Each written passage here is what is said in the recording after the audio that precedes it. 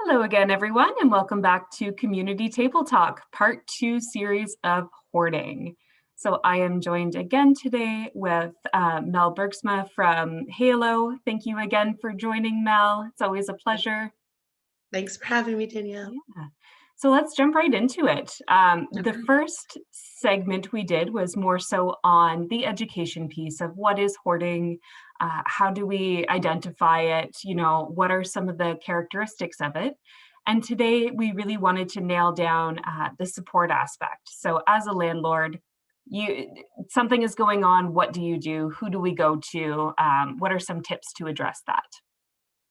Perfect. So So yeah, obviously we deal with a lot of our clients living in multi-residential dwellings that usually tends to obviously have a bit of an impact on the living levels of others around them. So when they are in their own home that isn't attached to anybody else, there's a little less willing to accept the help. But when they are living in a multi-residential unit, there is the safety that comes into play because there are others living in that building, and due to possible hoarding and the accumulation of items, that can become a big safety issue for everybody involved.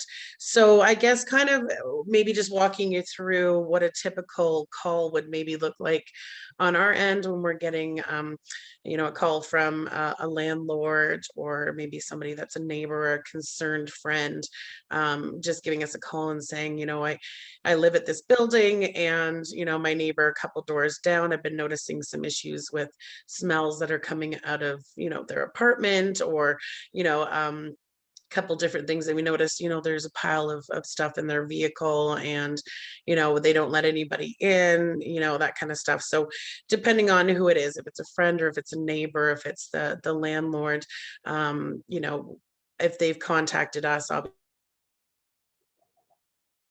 we are more than happy to and set up a day when we can come and visit that client in their unit. Now you will be facing obvious issues. It's a privacy thing, it's an embarrassing thing. That's why we talked about the empathy early on, right? Your best bet as a landlord is to be empathetic to the situation and understand that this is most often usually a mental health issue, right? These people are struggling with different mental health issues that have brought the physical manifestation of the hoarding to the foreground. So coming in and doing the heavy fist thing, and saying, oh, you're going to get kicked out if you don't clean this stuff up and stuff. Like, I know growing up, my mom always says you'll get more bees with honey than you will with vinegar, right? Or flies, or whatever you want to attract, right? So you want to get positive results out of things.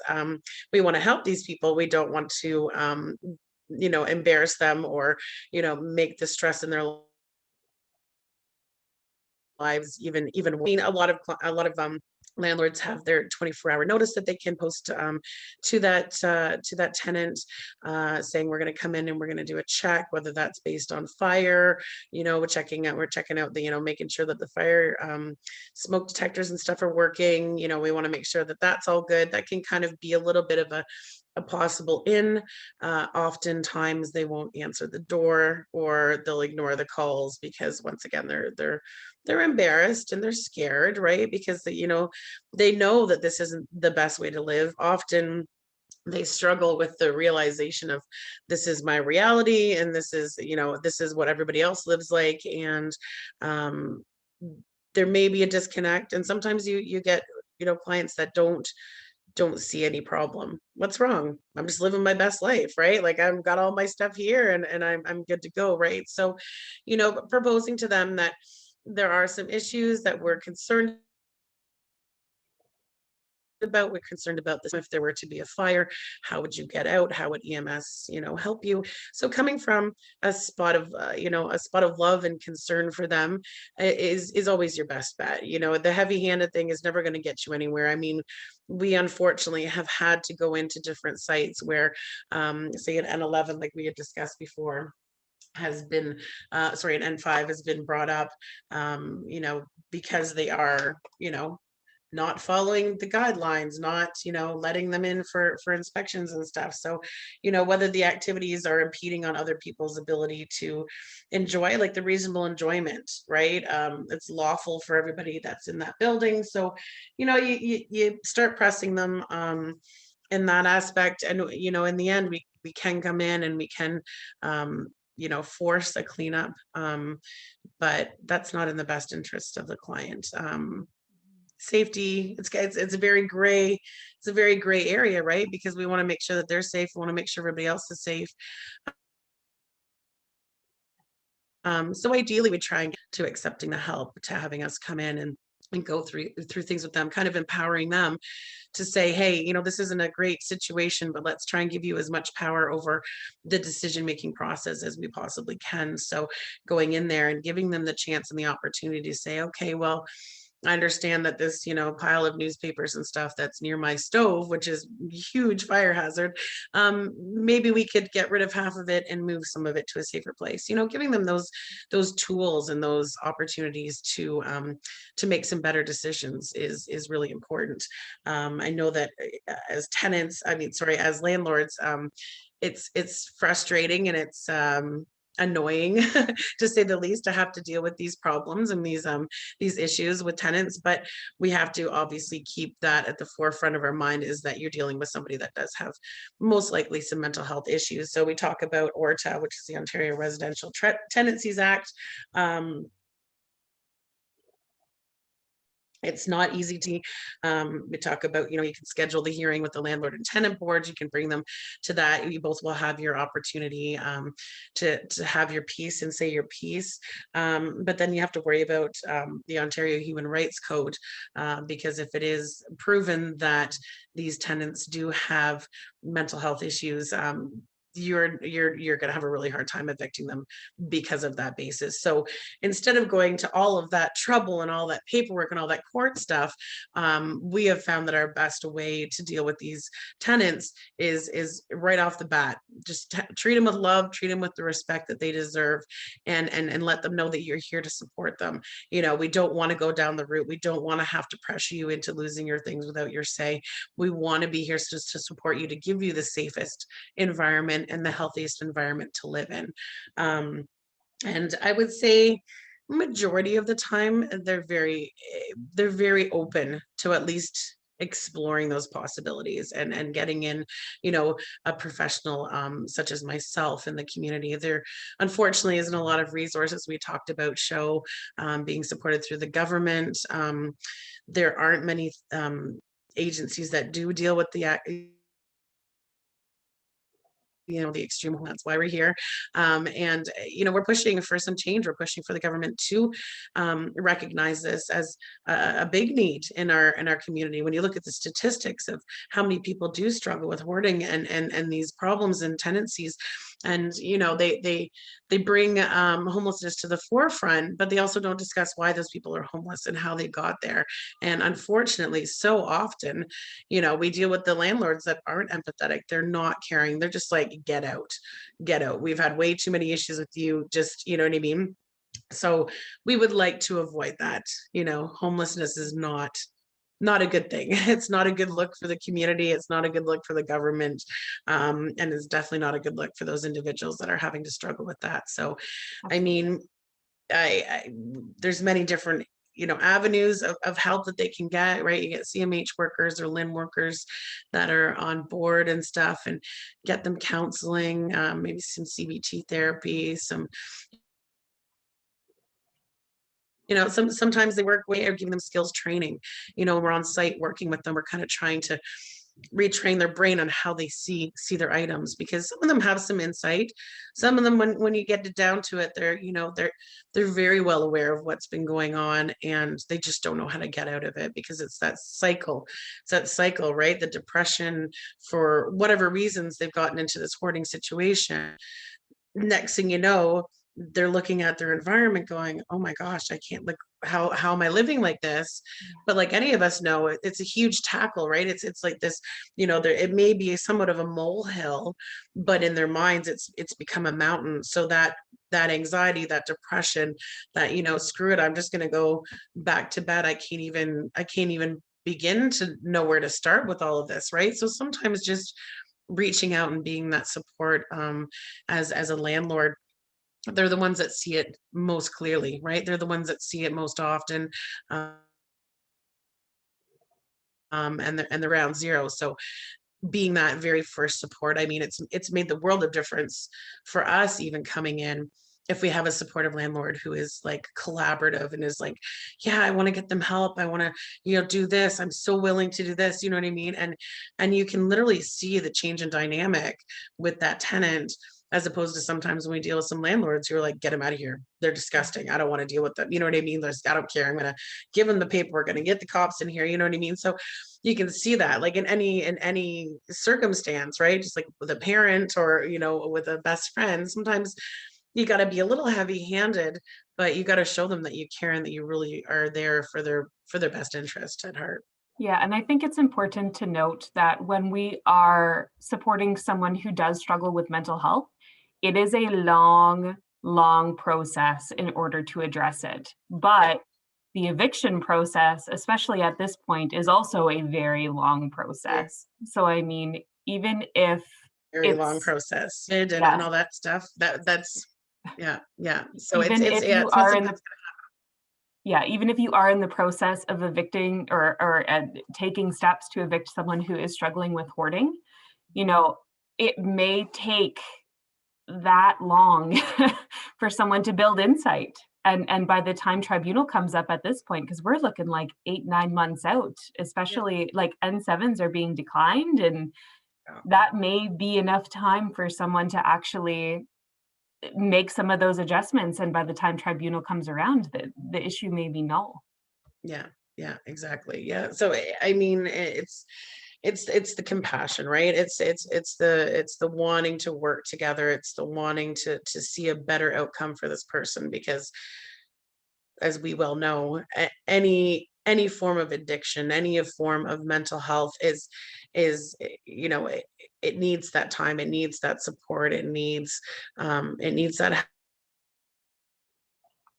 help. But like sweeping, if you want to say it that way, or trying to hide it in a corner is not, it's not going to help anybody, right? It's going to make the situation worse. I know that, dealing with the people that are in these situations, you've got your fire issues, you've got your, so often we'll have issues with pests and stuff, right? So you got cockroaches coming in because of the accumulation of food that's not being taken care of or taken out. You've got bed bugs. So you kind of add that all in. It ends up being the perfect storm that now you're not only dealing with accumulation, you're dealing with the pests, you're dealing with the health issues, you're dealing with the neighbors, the smells, the issues with all of the plumbing and stuff, because once again, they're so embarrassed with their situation. They don't want somebody coming in and seeing what's going on. So often, the plumbing is not working, their toilets aren't working, their sinks are plugged up, their, showers are, the stuff is falling out of their showers. Like it's crazy, because with that time and with that neglect, it's going to make it, 10 times, 10 times, because we were just talking earlier about funding. Now unfortunately the government, hopefully they're listening, um, the government has yet to do another funding project like they did a few years ago with show. And I mean, 300 people on the waiting list within hours, and they barely could touch it. And the biggest problem is, they're going in there and they're saying, okay, we got the money, let's go and clear it all out, right? Well, the manifestation, the physical manifestation of the accumulated hoard, yeah, we can go in and we can clear it out, it can be gone, we can give them perfect space again, but that person is left there still with the same issues, right? So what's the first thing they're going to do? They're going to go and they're going to pack up their wheelchair or their car full of belongings again and bring it back, because the root of the problem hasn't been dealt with. The issue hasn't been dealt with. It's not going to change if you don't give them the tools and help them use them. So I mean, it's the accountability, it's checking on them, it's making sure that every couple of weeks you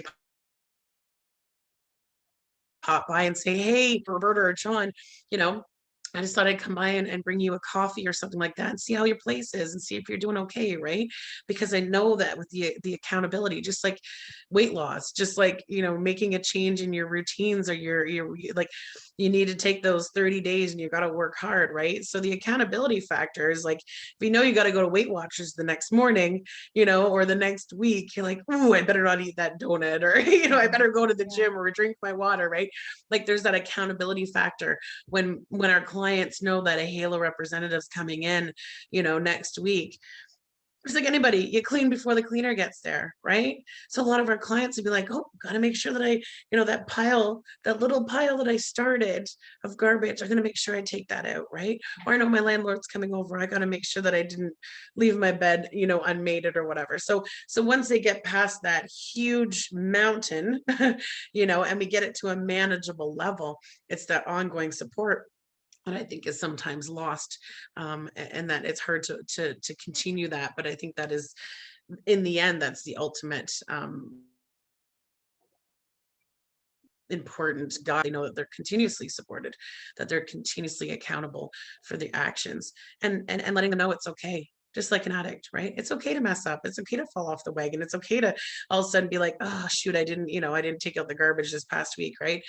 Get back on that horse and keep riding, right? Because that's where the fall down is. That's where the lack of support coming in continuously is where we see the biggest problem, is that coming back 6 months to a year later, that's way too far. That's a write-off. You're gonna have to start right all over again, right? So Yeah, yeah, and it's hard too, right? Because landlords at this point, when we don't have the hoarding project, and I really want to emphasize that 300 I, applicants I'm within pretty sure that was hours. like, I'm pretty sure that that's what Kim had told me. Kim Hodder, yeah. So Yeah. it is a significant need in our community. And now, and a little bit of backstory, the hoarding project was funded. It was run through Supportive Housing of Waterloo. It is no longer running. It has been shut down for a little bit now. Um, and landlords at this point may be thinking that the only route they can take is to get an order from the fire department, or having bylaw come and clean it up, because it's also that feeling of hopelessness for the landlord, because Absolutely. where do you turn? And I think that is a big question that we hear a lot, right? And you had mentioned CMHA, um, Yeah, and CMHA, the Lynn, those guys will have some yeah. funding. I know they're going to kill me for saying this, but sometimes, sometimes it's out there. Not always. Once again, the government funding is the government funding, and it comes and goes as the waves of the ocean, unfortunately. And And I mean, again, we'll get 300 calls, applicants need this. 300 applicants So within funding is hours. is limited. It's very, very, very limited. I mean, I was just talking to one of my connections at the region, and we were discussing what our crisis cleans, as we call them, would look like this next year, and this next fiscal year, and having to figure out, like, this is probably going to be our budget, how many can we do in that, at the same time, our pricing isn't, it's not like a regular Molly maid service, because we're dealing with biohazards, we're dealing with all these dangers and these combustibles and pests and all that kind of stuff, right? So the people that are doing it obviously are having to get paid pretty well. I mean, we can encourage people to reach out to their church, their local community places, some of the retirement communities, if they have friends, come in and do that. But there's something to be said about that third party in between, right? They've shut their door to their friends and their family members because of this situation. They don't want them to come in and see this, right? I mean, their biggest excitement is like, I can't wait to finally have my sister over for tea again, because I've pushed her out. You know what I mean? We've had terrible situations where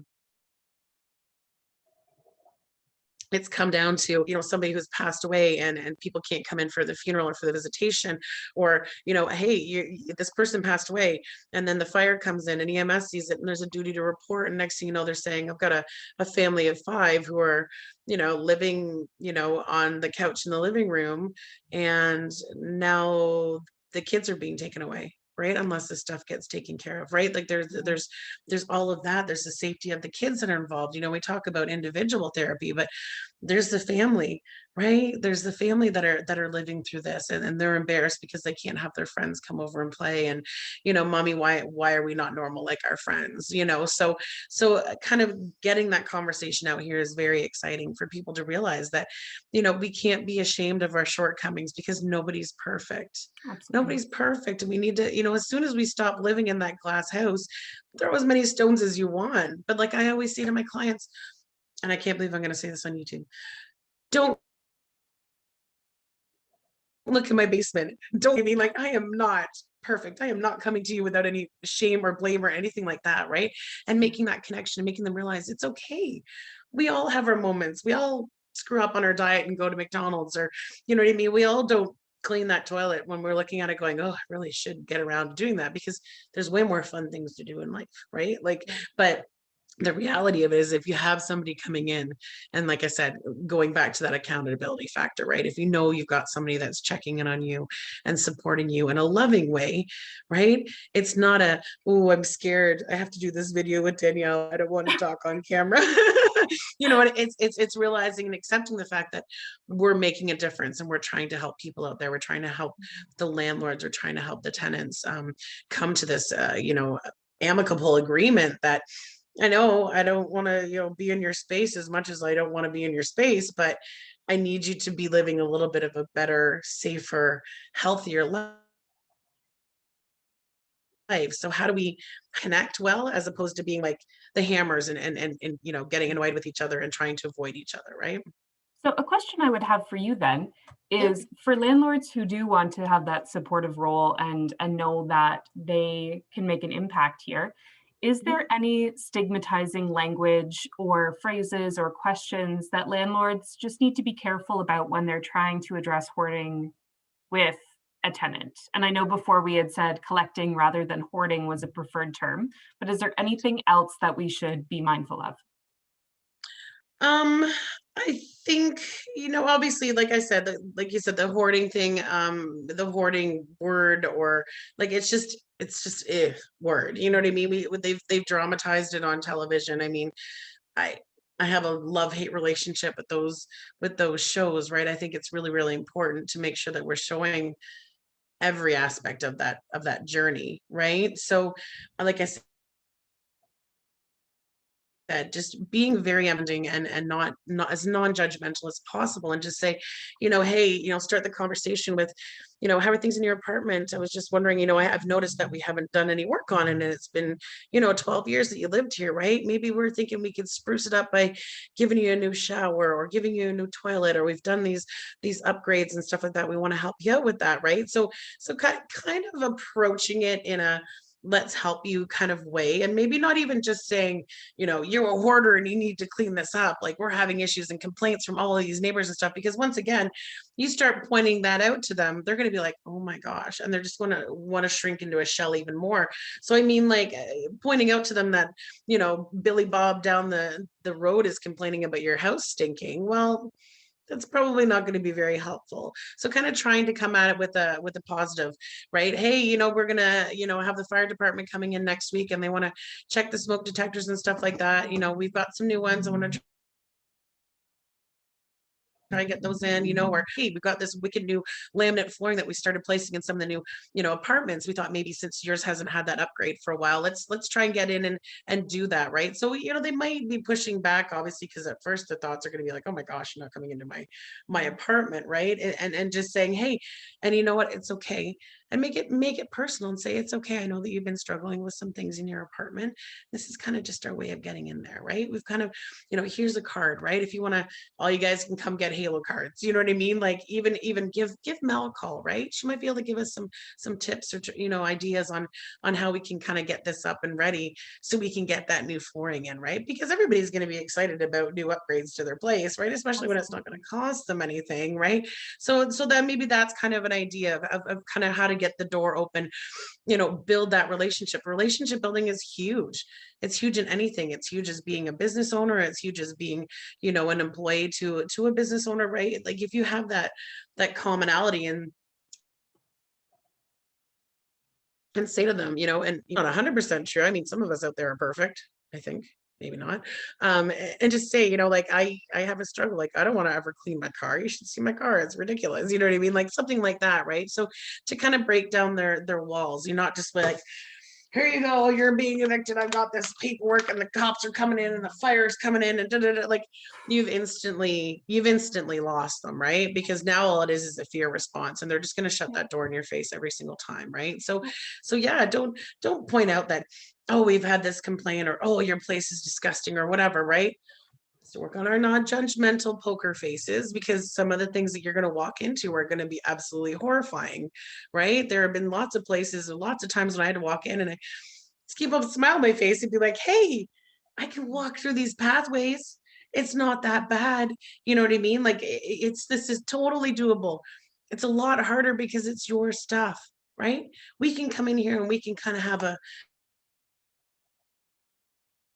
stand back approach, so we're not that as attached to them, right? So let's work together. All about the collaboration, all about asking them. The biggest thing is, how can we help you? How can I help you? Right? Mhm, Even if it's mhm. something as simple as, well, I can't use, my one receptacle because it hasn't been working for a while. You know what? Get in and do that work. If they're willing to take you in, get in and do that work. Take that time to, wade through the garbage. Don't be judgmental. And then maybe bring it up afterwards and say, hey, you know what?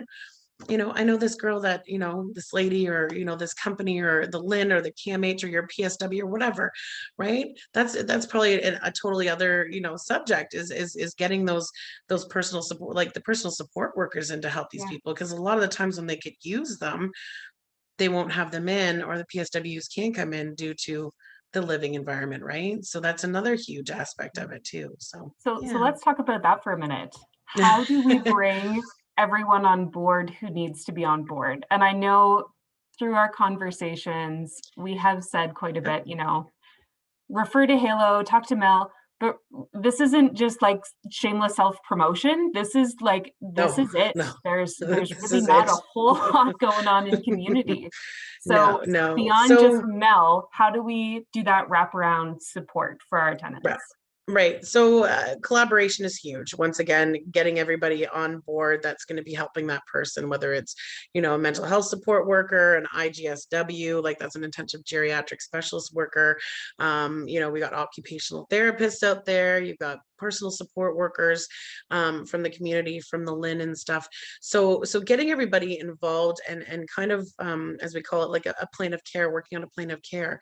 Like this person most often needs many supports for many different reasons, right? We talk about the comorbidities, and how those things are very, very closely linked with people that have mental health issues, that are struggling with hoarding and collecting.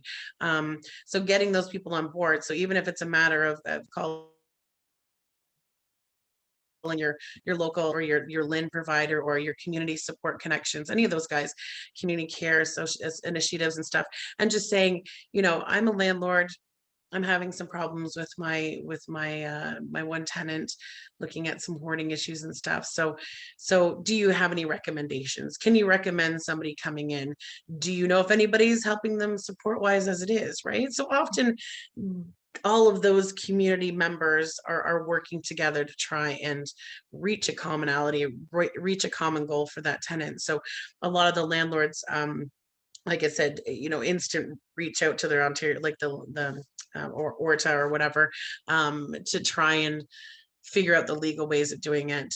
Let's change the narrative. Let's talk about how we can help these people, as opposed to being heavy-handed and legally driven, right? I mean, in the end, unfortunately, not everything's going to work the way that we had dreamed it would work, but maybe some different routes and trying different supports before we go that route. I know that my goal for the region, I know Guelph does have a hoarding network that has been, I guess years. I'm not even sure how long they've been, as a committee, but they provide different support, peer support run programs and stuff. So I'd really like that with the Waterloo region to kind of get that back on board. So I've been in touch with Jessica. She's one of the fire prevention officers, and a couple of different people from SPCA and stuff. So I'd really like it, Danielle, if we could figure out a board.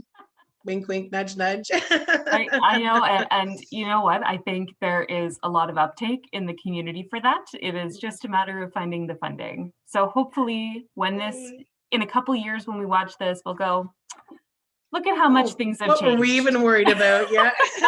So fingers crossed. Fingers But Mel, crossed, I eyes see we have a couple minutes left. Is there crossed, anything everything. is there anything you wanted to say before we head out that we haven't covered yet that you feel is important for people to know?